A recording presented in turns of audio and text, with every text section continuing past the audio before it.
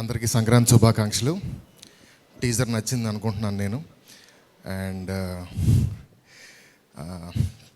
అసలు first time నేను కనీసం ఫస్ట్ 2 లైన్లైనా ప్రిపేర్ వస్తాను. ఈరోజు ఆ 2 లైన్లు కూడా ప్రిపేర్ అవ్వాలా.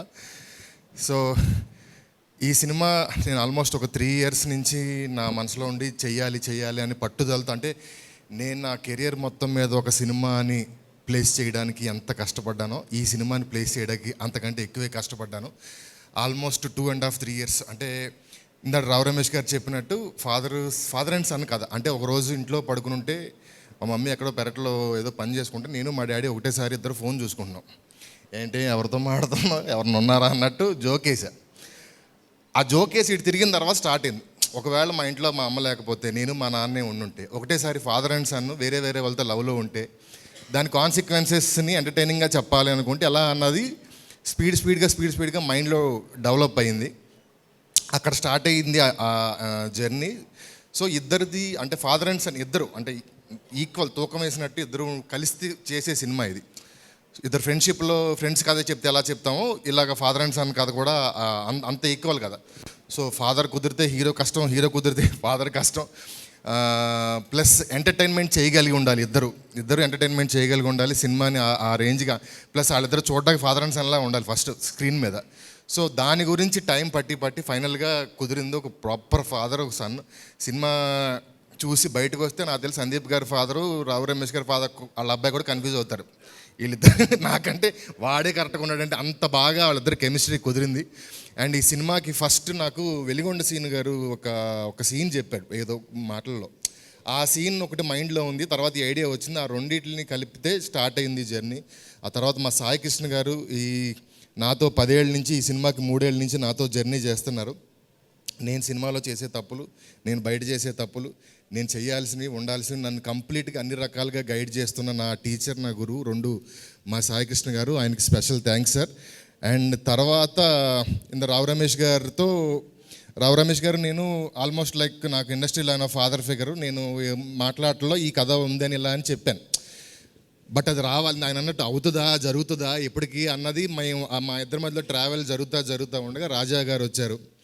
ఆయన ఈ సినిమా నచ్చి ఆయన పట్టుకొని ఈ సినిమాని ఎక్కించడానికి ఆయన పడ్డ స్ట్రగుల్ ఆర్ఎల్స్ ఎక్కిన తర్వాత ఈరోజు ఇక్కడ వరకు రావడానికి ఆయన ఒంటరి పోరాటం చేసుకుంటూ ఇంతవరకు వచ్చారు. నాకు తెలిసి సినిమా రిలీజ్ తర్వాత దీనికి 100 టైమ్స్ కాదు అట్లీస్ట్ 10 to 20 టైమ్స్ కాంపెన్సేషన్ అయితే 100% ఆయనకి ఉంటుంది ఈ సినిమాలో.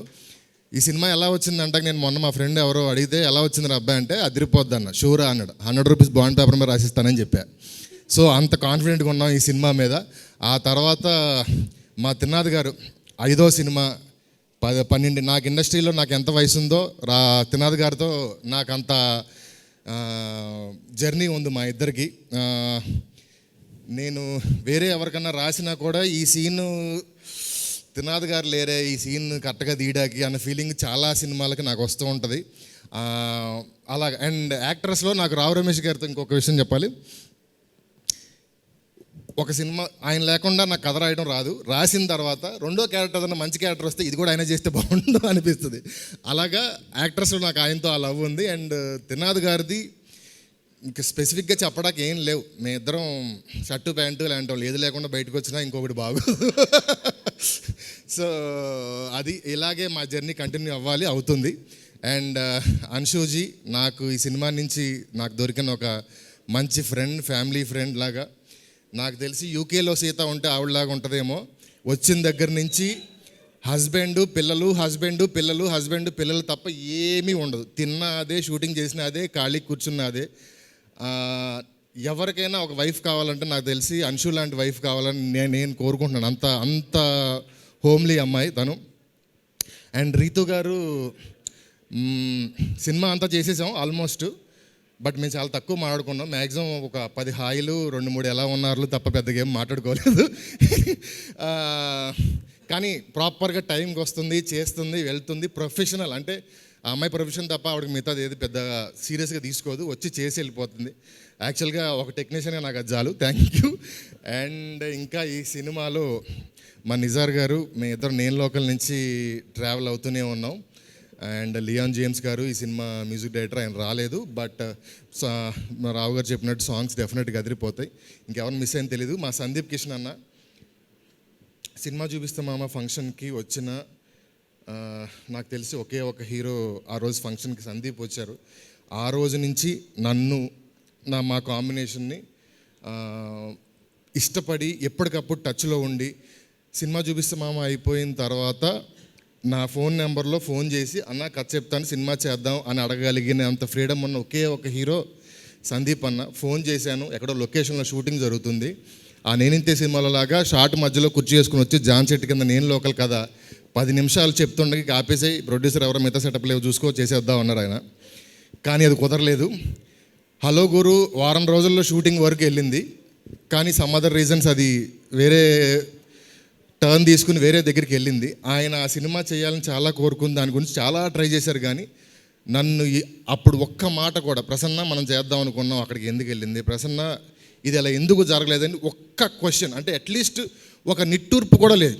ఏంటి ప్రసన్న అది కూడా అనలేదు. జస్ట్ అది మనకు జరగట్లేదు అన్నది అనుకున్నారో మరి ఏంటో తెలియదు. కానీ ఆ రెస్పెక్ట్ నాకు ఎప్పటికీ ఉంది. నాకు ఎప్పటి నుంచో ఆయనతో సినిమా చేయాలని ఉంది. ఆయనకి నాతో కానీ త్రినాథ్ గారితో ఆయన మేము వయసుకు అప్పటి నుంచి ఆయన ఇష్టం. ఆయనకి చేయాలని ఉంది. ఆయన కోరికలో ఒక నిజాయితీ ఉంది. మాకు ఆయనకి చేయాలన్న దాని ప్రేమలో ఒక నిజాయితీ ఉంది. అందుకే ధమాకా తర్వాత ఒక 100 కోట్ల సినిమా మేము చేసిన తర్వాత సందీప్ గారికి ఎప్పుడు రావాలో ఆ టైంకి ప్రాపర్గా వచ్చి ఈ సినిమా ల్యాండ్ అయింది. ఆయన మా మీద ఉన్న నా కోసం వెయిట్ చేసిన దానికో లేకపోతే మా ఇద్దరికి కలవడానికి పెట్టిన టైంకి 100% ఈ సినిమా ఆయనకి మేము ఇచ్చే గిఫ్ట్ అవుతుందని నేను మనస్ఫూర్తిగా నమ్ముతున్నాను. అండ్ ఈ సినిమా ఇప్పటివరకు మా అన్ని సినిమాల్లో ఎంటర్టైన్మెంట్ ఉంటుంది. బట్ ఇది మేము చేస్తున్న ఎంటర్టైన్మెంట్ సినిమా. అంటే త్రూ అవుట్ 2.5 hours మీరు వచ్చిన దగ్గర నుంచి టైమర్ ఆన్ చేసుకుంటే వెళ్ళేదాకా నవ్వుతూనే ఉంటారు. ఒక బ్యూటిఫుల్ ఎమోషన్ పట్టుకుని ఫ్యామిలీలో నలుగురు అమ్మ నాన్న 2 పిల్లలు వస్తే నలుగురికి టేక్ అవే ఉండే ఒక సినిమా ఫిబ్రవరిలో వస్తుంది. డేట్ అది మళ్ళీ అనౌన్స్ చేస్తారు. అండ్ ఇక్కడికి వచ్చిన వాళ్ళందరికీ స్పెషల్ థ్యాంక్స్. అందరికీ ఇంకోసారి సంక్రాంతి శుభాకాంక్షలు. Thank you.